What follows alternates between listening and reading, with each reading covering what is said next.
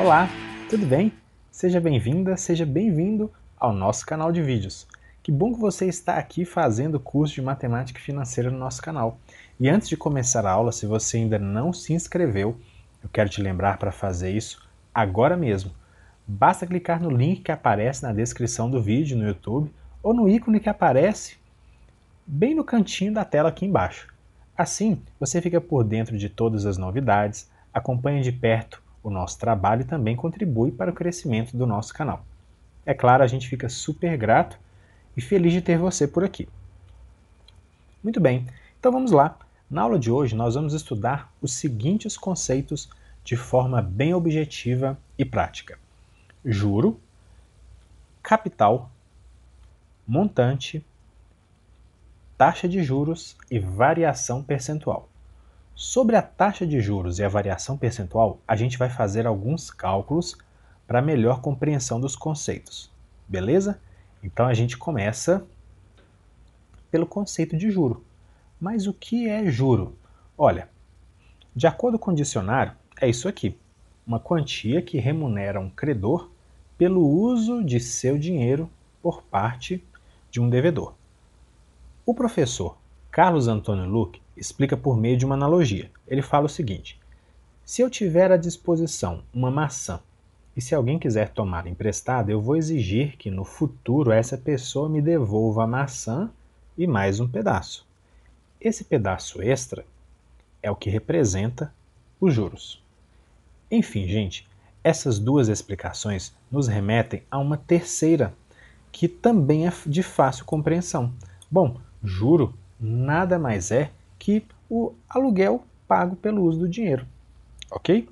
E nas fórmulas, os cálculos que a gente vai fazer, juro é representado pela letra J, beleza?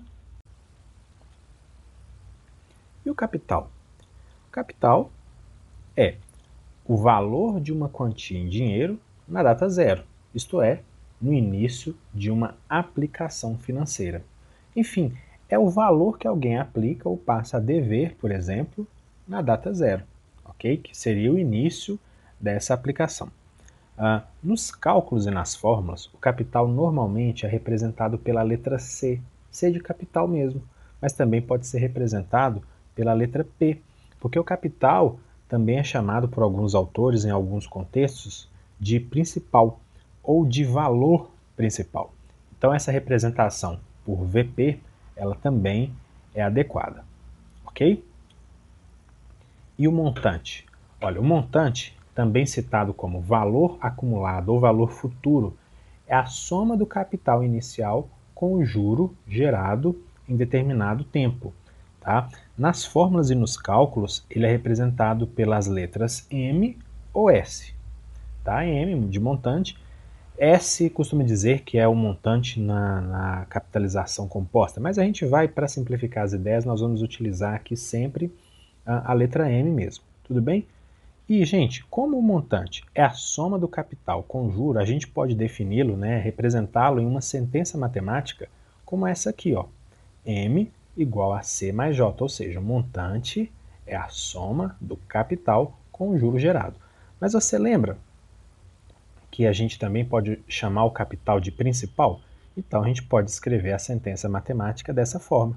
Mas o principal também pode ser chamado de valor principal. Então essa fórmula, essa sentença matemática aqui, ela também é válida, também é aceita. Mas nós vamos ficar com a mais simples. Montante é igual a capital mais juros. Mas se você vir essas outras duas sentenças por aí, não tem problema nenhum não. Tudo bem? Continuando os nossos conceitos, agora a gente vai falar sobre taxa de juros, que é a razão ou divisão entre o juro pago ou recebido e o capital pago ou aplicado. E o seu valor é expresso em porcentagem. Agora, apesar do seu valor ser representado na forma de porcentagem, como acabei de falar, nos cálculos nós vamos utilizar a representação decimal da porcentagem. Tá? Fica tranquilo que a gente vai ver isso já já. Bom, a gente utiliza a letra I nas fórmulas, beleza? E pelo conceito que foi apresentado aqui, né, a razão, a gente pode escrever a taxa de juros por meio de uma fórmula, uma sentença matemática muito simples, que é essa aqui. Taxa de juros é razão entre juro e capital.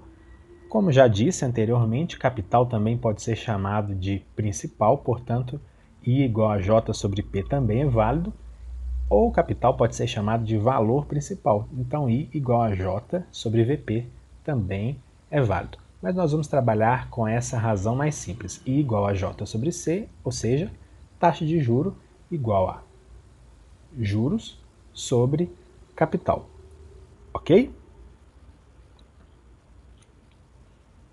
Então vamos lá, olha, para fixar as ideias, nós vamos responder a seguinte questão. Qual é a taxa de juros em um empréstimo de R$ 1.500 cujo valor de resgate foi R$ 1.800? Você está lembrado do conceito de taxa de juros? É a razão entre juros e capital, bacana? Então vamos ver o que a gente já tem aqui. O capital a gente sabe que é R$ 1.500. E os juros? O juros seria aí a diferença, né, entre o valor de resgate e o valor do empréstimo, que seria o nosso capital. Simples, não é? Se a gente fizer 1.800 menos 1.500, de cabeça mesmo, a gente sabe que isso dá 300. O que nos resta responder a essa pergunta, qual é a taxa de juros, ou seja, qual o valor de I. Substituindo os valores que nós temos aqui na fórmula, a gente obtém isso aqui, olha, que I é igual a onde a J, 300, onde a C, 1.500. Vamos fazer essa continha aqui, tem problema nenhum, só para a gente adiantar na calculadora. 300 dividido por 1.500 deu 0,2, beleza? Então, 0,2 está aqui.